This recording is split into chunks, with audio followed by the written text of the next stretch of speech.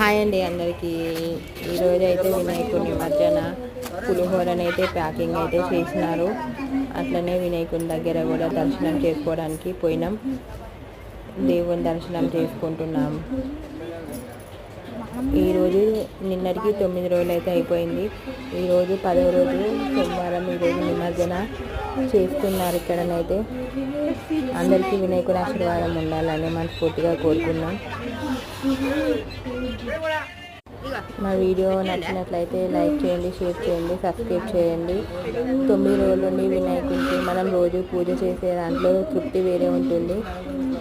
ఈ వినాయక చవితి నుండి ఇప్పటి వరకు అయితే ప్రతిరోజు పూజ చేసే దాంట్లో కాకుండా మనం వినాయక చవితికి చేసే పూజలో తృప్తి అయితే వేరే ఉంటుందని నాకు అనిపిస్తుంది. మీరేమంటారో కామెంట్ బాక్స్లో కామెంట్ చేయండి. బాయ్ ఫ్రెండ్స్ అందరికీ.